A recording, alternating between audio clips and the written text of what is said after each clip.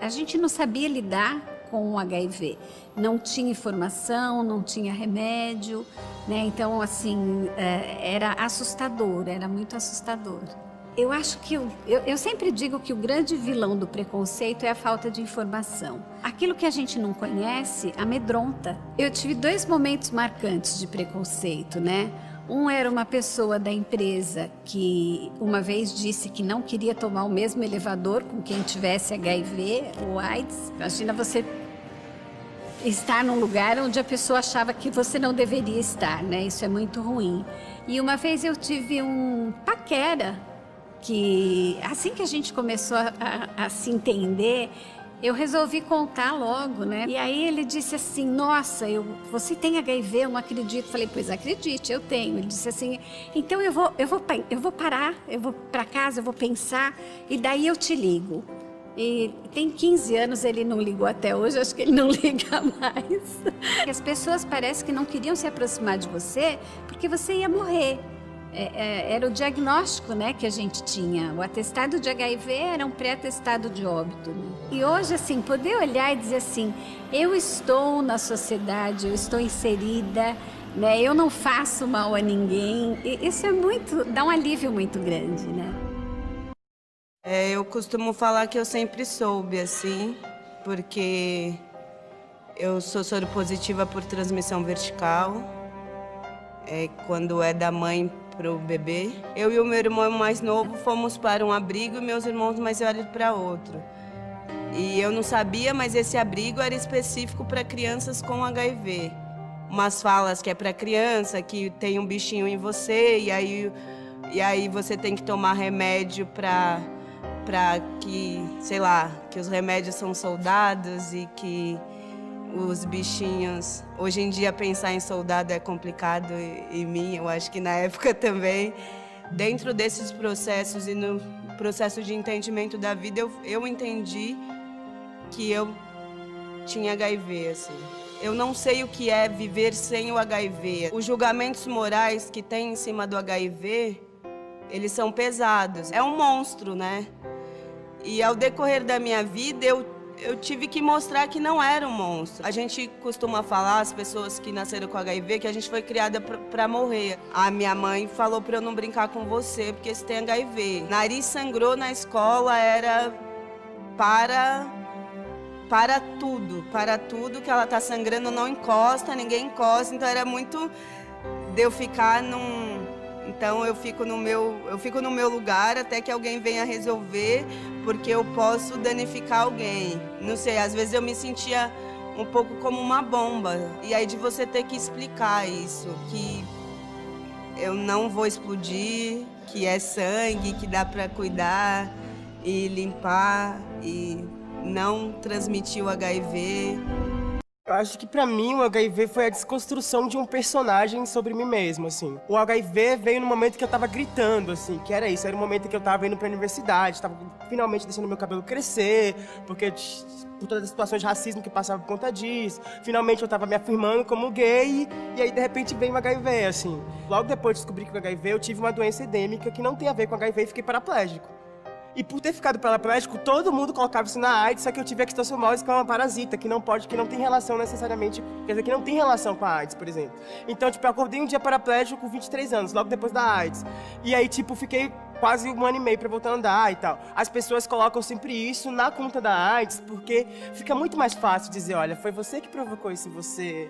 Então, eu tô aqui porque eu gosto até de você, mas eu quero deixar claro que você é responsável por isso. A gente às vezes quer que a vida seja de um jeito, mas a vida é outra coisa. E aí a gente tem que entender que eu não preciso ser perfeito. É disso que eu tô falando. O HIV você conta pra quem você quer, beleza, mas ser negro, tenta ser negro. E o que me motiva é viver num mundo minimamente que as pessoas aprendam a respeitar os outros. As pessoas simplesmente estabelecerem um jeito de pensar o mundo da forma que lhes é confortável, assim. Eu tô aqui pra cuidar de mim, e cuidar de mim significa estar bem comigo, ter uma qualidade de vida, me sentir pertencendo a determinados grupos, ter uma profissão que eu me realize fazendo, e o resto é consequência mesmo. Uma das coisas que aprendi é que se deve viver apesar de se deve amar, apesar de se deve comer.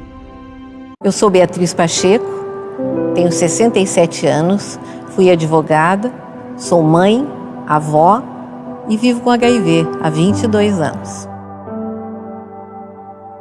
Eu peguei meu resultado no balcão do laboratório e eu abri.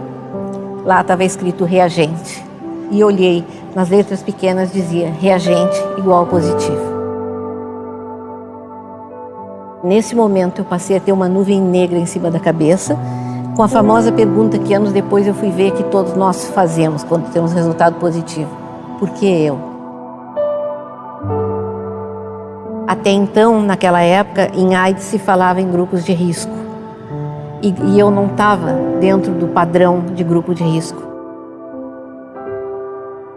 O meu marido disse sério para mim assim, te veste que nós vamos sair. Eu cheguei a pensar que ele podia ter me passado. Ele era meu terceiro marido, né? Eu, na realidade, me infectei com o segundo. Nós saímos caminhando pela rua e eu olho para ele e as lágrimas estão correndo. E ele puxou do bolso o exame dele negativo. Gente, foi um dos momentos mais felizes da minha vida. Eu estava com HIV, sim. Agora, eu não tinha infectado ninguém. Ele pedia que eu não me escondesse. O HIV não tem preconceito, é para qualquer pessoa, em qualquer idade. Onde a gente parar de rotular o ser humano, nós vamos conseguir pensar melhor nessa epidemia. Não é bom viver com HIV, mas é possível sim. Usar uma camisinha é difícil, viver com HIV é bem pior.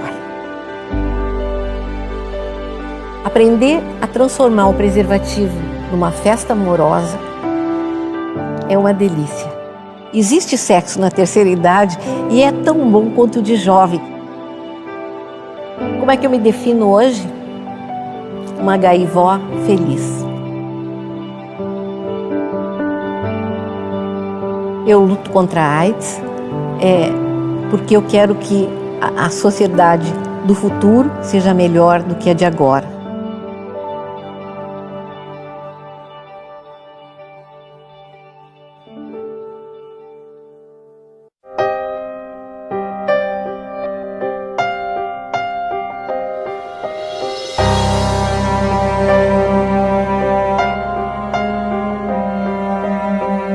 Eu sempre digo que o grande vilão do preconceito é a falta de informação. Aquilo que a gente não conhece amedronta. Ah, não é comigo, não está próximo de mim. As pessoas não querem saber, às vezes, fazer como se isso não existisse nas suas vidas. Não sei, às vezes eu me sentia um pouco como uma bomba. Nariz sangrou na escola, era para tudo. Eu acho que o único preconceito que eu percebi... Pode esperar um pouquinho?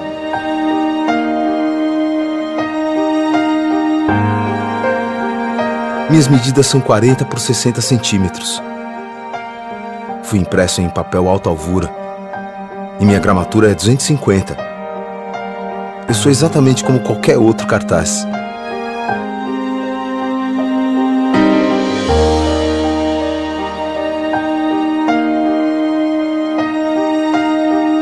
Com um detalhe. Sou HIV positivo. É isso mesmo que você leu. Sou portador do vírus.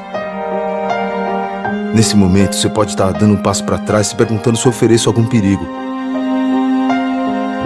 O cartaz, ele não oferece nenhum risco de contágio para ninguém. O sangue que foi colocado nesse cartaz já secou, o HIV não sobrevive muito tempo dentro do sangue fora do corpo das pessoas. O sangue que foi doado, na medida que muitas pessoas estão em tratamento, já não tem nem o HIV em quantidade suficiente para infectar ninguém. E do que a gente sabe muito bem como é que o HIV passa, ele não passa por cartaz.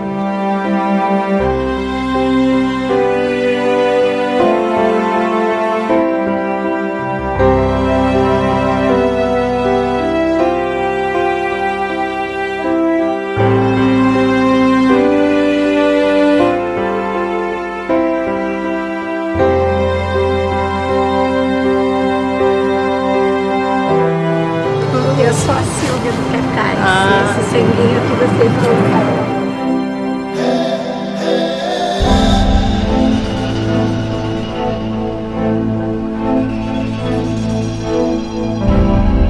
Não tem nada de diferente. Nada, nada, nada.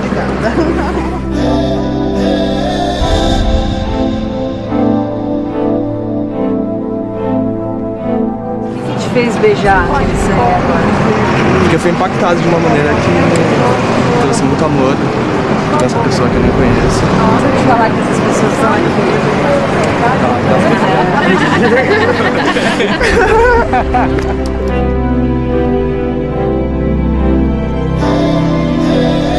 E eu, Terezinha, eu tô me vendo ali naquele cartaz, né? Porque eu tô no meio de todo mundo, como o cartaz pode estar.